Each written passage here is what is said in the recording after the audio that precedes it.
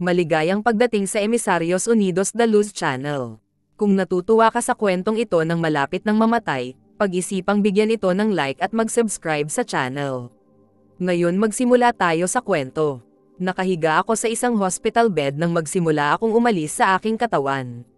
Namulat ako na naglalakbay ako sa isang tunnel sa sobrang bilis. Napagtanto ko habang naglalakbay ako na ako ay namatay, ngunit hindi ako nabalisa o naalarma na naiwan ko ang aking katawan.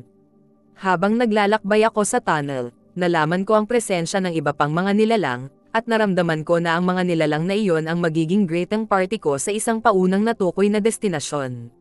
Bagaman hindi ko nakilala ang mga espiritong nilalang na iyon, natanto ko kaagad na mahal nila ako, at alam ko na alam nila ang lahat ng dapat malaman tungkol sa akin. Naaalala ko na habang naglalakbay ako, tuwang-tuwa ako nang bamalat sa akin ang aking selo-salo ng hindi natitinag na pagmamahal. Ang aking buhay ay ganap na malinaw sa kanila, ngunit hindi ako nakaranas ng mga damdamin ng kahihiyan, o pagkakasala. Ako ay nasa isang kaharian ng ganap na katapatan, pangunawa, at kailanawan, at sa larangang iyon, walang may tatago. Bagamat ang aking buhay sa lupa ay malinaw sa mga nilalang sa kaharian na iyon, ang aking kakanyahan lamang ang mahalaga sa kanila. Ang mga espiritong nilalang ay nakipag-ugnayan sa akin sa pamamagitan ng paglipat ng kanilang kakanyahan, at sa walang hanggang kaharian na iyon, tila ang komunikasyon ay naganap kaagad. Ang pagpapahayag ng kakanyahan o awit ng kaluluwa ng isang tao, tulad ng naranasan ko sa larangang iyon ng kagandahan at pag-ibig, ay ang pinakamagagandang ipinahayag, ganap na malinaw, at walang harang na paraan ng komunikasyon na may isip. Kahit na ang pinakamatagal na paglalarawan ay nabigo upang may hatid ang pag-ibig na umalingaw-ngaw sa kaibuturan ng aking pagkatao habang ang mga espiritong nilalang ay nakipag-usap sa pinakamalalim na lihim ng kanilang mga puso sa pamamagitan ng paglipat ng kanilang kakanyahan. Naranasan ko ang pagbuhos ng pagmamahal mula sa mga espiritong nilalang bago sila nagsimula ng mahabang talakayan tungkol sa posibilidad na manatili sa kanila. Naaalala ko ang labis na kagalakan sa pag-asang manatili sa kanila at maging malaya sa mga hangganan ng corporeal life, at naaalala ko ang kanilang mga ekspresyon sa mukha at ang kulay indigo na kapaligiran na nakapalibot sa kanila habang sumang-ayon sila na dapat akong payagan na manatili.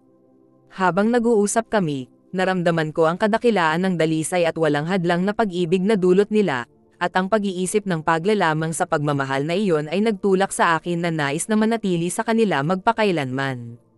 Sa panahon ng talakayan, ipinakita sa akin ang maraming larawan na may kaugnayan sa buhay at sa universo, at habang tinitingnan ko ang mga larawang iyon, naaalala kong tinalakay ko sa aking mga kaibigan ang kahalagahan ng kasiyahan sa bawat araw at bawat sandali, ang kahalagahan ng pananatili sa sandaling ito, at ang kahalagahan ng pagpapahintulot sa bawat sandali na mahayag.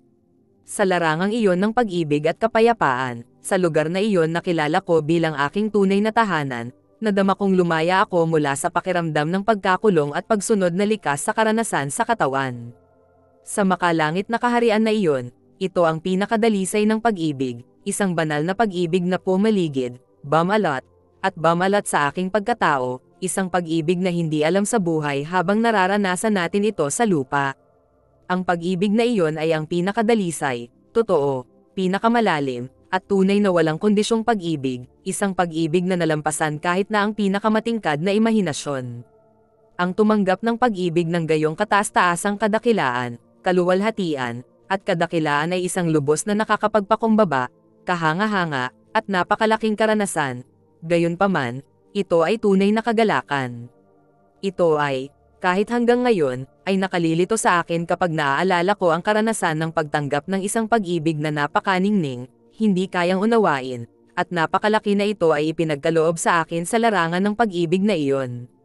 Sa larangan ng pag-ibig, nakita ko ang isang maliwanag na naramdaman kong napilitang pumasok, ngunit hindi ko nagawa, isang liwanag na nagpapaalala sa akin ng mga sinag na nagmumula sa araw. Nang lumipat ang liwanag patungo sa akin, nalaman ito ng lahat, at ang kanilang atensyon ay nakuha ng liwanag. Ang kalikasan ng liwanag na iyon ay pag-ibig, isang pag-ibig na ang tindi at kadakilaan ay higit pa sa pagmamahal na natanggap ko mula sa 6 na espiritong nilalang. Ito ay isang pag-ibig na ang tiyaga, ang pananabik, at ang pagpupuyat ay umabot sa mahabang panahon upang umalingaw-ngaw sa kaibuturan ng aking pagkatao. Nadama ko ang hindi maipaliwanag na lapit sa liwanag na iyon, at hinanggad ko ang pagmamahal na siyang liwanag, ang liwanag na kinilala ko bilang liwanag ng Diyos.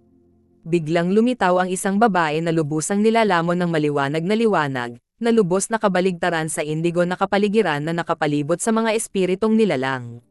Bagamat siya, gaya ng aking pag-iintindi sa kanya, ay may tila autoritaryan na mukha, siya, tulad ng ibang mga kaluluwa, ay minahal ako ng buong puso. Habang nagsusumamo sa kanya ang mga espiritong nilalang na pabayaan akong manatili, nanatili siyang tahimik, nakatitig sa akin ng may matinding nakatutok na tingin. Kailangan niyang bumalik, sabi niya pagkaraan ng ilang oras, at nadurog ang puso ko nang marinig ang desisyon niya. Nakiusap ako sa kanya na payagan akong manatili, ngunit nanatili siyang matigas ang ulo na dapat akong bumalik. Habang inihahatid ko ang aking taos-pusong kalungkutan na hindi ako mananatili sa kanila, naramdaman ko ang aking sarili na sisubog sa mga tahi sa emosyon. Bigla akong nakalutang sa itaas ng aking katawan, at pinanood ko ang isang nurse na naglagay ng yelo sa aking dibdib at inutusan akong gumising. Marahang itinulak ng nurse ang kaliwang braso ko habang sinasabing gumising na ako. Bumalik sa aking katawan, naranasan ko ang matinding sakit at pagkabigo sa pagbabalik. "Open your eyes," utos ng nurse nang mapansin niyang gising na naman ako. "Masyadong mataas ang lagnat mo, kaya kailangan mong patuloy na kumain ng yelo," paliwanag niya habang nagsasandok ng yelo sa bibig ko.